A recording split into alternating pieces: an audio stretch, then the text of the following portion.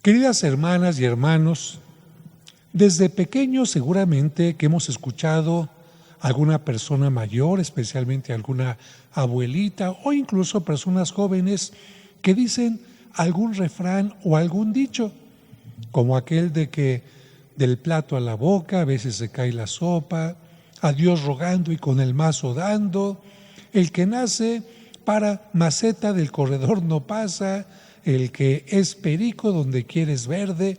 ¿Y cuántos refranes se saben ustedes?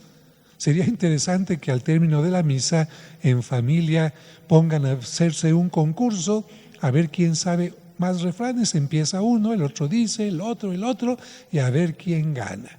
Pues bien, esto no crean que es de ahora. Los refranes son, como decía una señora, Biblias chiquitas. Son enseñanzas chiquitas y además muy pegajosos y que seguramente había en tiempos de Cristo y él desde niño los habrá escuchado. Pero vamos parte por parte para que le saquemos jugo a las lecturas del día de hoy. En general, en todas las culturas se tiene admiración por las personas sabias porque gracias a la sabiduría el ser humano puede alcanzar el éxito, la felicidad y enfrentar de una mejor manera los obstáculos y adversidades. Y esto no era la excepción en el mundo judío 2 siglos antes de la llegada de Cristo. La primera lectura que hoy escuchamos forma parte del libro conocido como Siráside o Eclesiástico. ¿Por qué se llama así? Porque fue escrito por Jesús, hijo de Sirac, que quiso sintetizar en él las tradiciones y enseñanzas de los sabios que, según él, son los secretos del éxito. El autor, de 2 siglos antes de Cristo, quiere mostrar lo que significa la fe para el que vive en el mundo y se enfrenta con los 1000 problemas de la vida práctica. También quiere resaltar que en ninguna otra nación hay una sabiduría superior a la del pueblo de Dios, porque ahí es donde la sabiduría vino a habitar por orden divina. Y muestra cómo la ley de Dios lleva a una vida personal y social más humana, más inteligente y más responsable. El segundo nombre que se le da a este libro, eclesiástico, se deriva de la palabra griega eclesia, iglesia, que ya hemos dicho en otra ocasión, significa asamblea, reunión. Y se le dio este nombre ya en tiempos del cristianismo por la buena recepción que le dio el pueblo cristiano a lo largo de los siglos, considerando este libro como un compendio de sabiduría práctica, de tal manera que eclesiástico significaba el libro de la comunidad, el libro de la iglesia. Este libro fue escrito en hebreo primero y traducido después al griego por el nieto del autor. En el tiempo de Jesús existía este libro del eclesiástico en ambas lenguas, en griego y en hebreo, pero lo usaban sobre todo las sinagogas griegas, por lo que más tarde los judíos, por estar en griego, no lo consideraron parte de su Sagrada Escritura. Y por eso en algunas Biblias judías, evidentemente, este libro no aparece.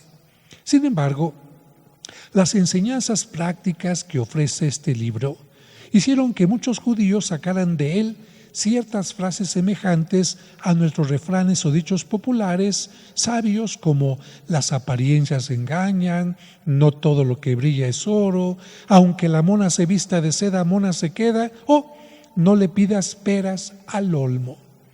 Pongan atención a lo que este libro nos dijo hoy. Al agitar el cernidor aparecen las basuras, en la discusión aparecen los defectos del hombre. Y estamos de acuerdo con esto porque a primera vista hay algunas personas que parecen harina limpia o sin defecto, pero en cuanto los vamos conociendo un poco más, aparecen las basuritas, aparecen sus carencias e incluso sus maldades. También el texto dice, en el horno se prueba la vasija del alfarero. En otras palabras, no es cuando todo va bien que se muestra lo que es la persona, sino especialmente en los momentos difíciles. ¿Y por qué dice esto? Bueno, porque todos sabemos que una persona puede hacer una vasija de barro, pero si no está bien hecha, en el momento del horno, ¡cuac!, truena. En cambio, si la vasija está hecha de un buen barro, con una buena composición, esa vasija resiste el horno. Hay otra frase: la prueba del hombre está en su razonamiento. Evidentemente, basta ver cómo razonan algunas personas para ver qué tipo de valores tienen y viven. Por eso, a las parejas que están viviendo un noviazgo, se les invita a que no solo se dejen llevar por los sentimientos, sino que vean cómo razona su pareja. Porque puede haber muchos besos al inicio, pero después muchos descalabros. Por eso decían las abuelas: hija, abre bien los ojos en el noviazgo y ciérralos ya cuando te hayas casado, porque algunas mujeres cierran los ojos cuando son novios y no ven ningún defecto, permiten todo, y ya cuando se casan abren los ojos y dicen: Dios mío, ¿con quién me casé? Otra frase de la Biblia: el fruto muestra cómo ha sido el cultivo de un árbol. En otras palabras, habla de cómo la buena o mala educación que se ha recibido se muestra en todo. Y finalmente, estas dos últimas frases indican que lo que decimos refleja lo que somos. Así lo dice el texto: la palabra muestra la mentalidad del hombre. Nunca alabes a nadie antes de que hable, porque esa es la prueba del hombre.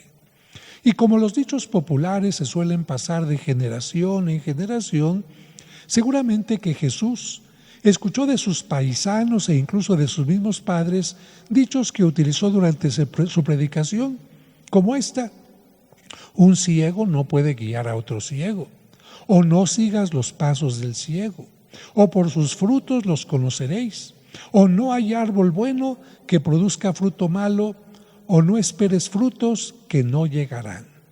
En otras palabras, Jesús daba peso a la sabiduría popular y en cierta manera enseñando que las enseñanzas de Dios se reflejan en la sabiduría popular. ¿Y por qué Jesús utiliza frases como estas? Porque a diferencia de muchos rabinos o maestros de la ley, Él no quiere hablar solo a los estudiosos, sino al pueblo sencillo, para que la palabra de Dios sea entendida en forma clara y sencilla. Por eso también utilizará algunas historias o cuentos reflejados en parábolas, porque a todos nos gusta, por una parte, escuchar refranes que son, como decía la viejita, Biblias chiquitas, y por otra parte, nos gusta aprender de las historias que escuchamos. Hoy, Cristo con estas frases nos invitaría a preguntarnos varias cosas que se derivan de sus dichos. El primero: si un ciego guía a otro ciego, ¿no caerán los dos en un hoyo? Ante esta frase nos podemos preguntar: ¿me estoy atreviendo a guiar a otros en cosas que no sé o en las que no estoy preparado? ¿Tengo la soberbia de pensar que los demás están ciegos y yo no? ¿O soy como un ciego que está siguiendo a otro ciego que me está llevando a la destrucción? ¿En qué aspectos de mi vida estoy como ciego y necesito mayor luz? ¿Estoy tan ciego como para creer sin sentido crítico todo lo que me dicen las noticias o los gobernantes? ¿De verdad puedo creer que el país está tan bien? Del segundo refrán, la frase: el discípulo no es superior a su maestro, pero cuando termine su aprendizaje será como su maestro, podría preguntarme: ¿tengo humildad para reconocer que necesito seguir aprendiendo más y preguntar cuando no sé algo? ¿O soy soberbio y creo que ya sé todo y no necesito aprender de nadie? ¿Reconozco mis avances, pero también mis limitaciones? ¿En qué áreas reconozco que aún me falta mucho por aprender? ¿En qué áreas reconozco que ya puedo compartir lo que sé y no ser un eterno discípulo? Del tercer dicho, ¿por qué ves la paja en el ojo ajeno y no en el tuyo? Podríamos preguntarnos. ¿Me gusta solo ver y señalar los defectos y errores de los demás para hacerles sentir mal? ¿Lo hago con prepotencia pensando que yo no tengo errores o fallas? ¿O tengo la humildad para reconocer y aceptar mis fallas? Si veo fallas o errores en los otros, trato de ayudarles en forma respetuosa, tratando de cumplir la obra de misericordia de corregir al que se equivoca, o no me importa ayudar, solo criticar. Cada cuando hago un examen profundo de mi forma de actuar y de reconocer mis errores. Cada cuando trato de buscar si no tengo vigas en mi ojo. He perdido buenas relaciones por mi soberbia, por criticar a los demás y por no saber pedir perdón o por no ofrecer perdón. Cuando menciona Cristo que no se recogen higos de las zarzas, ni se cortan uvas de los espinos, nos enseña que no se puede obtener cosas buenas de lo malo. Esto nos enseña a no esperar que con los antivalores podamos encontrar el éxito, la felicidad o la vida eterna. Y finalmente, cuando Cristo nos enseña que la boca habla de lo que está lleno el corazón, nos invita a preguntarnos qué está saliendo de nuestra boca diariamente. Si de nuestra boca salen maldiciones, salen únicamente malas noticias, salen descalificaciones, salen mentiras, salen ofensas, ¿de qué estará lleno nuestro corazón? En cambio, si de nuestra boca sale el impulsar a los demás con ánimo, ver lo bueno de las cosas, decir a la gente qué bien haces lo que estás haciendo, invitar a la fe y muchas otras cosas, es que ahí en nuestro corazón está habitando el Señor.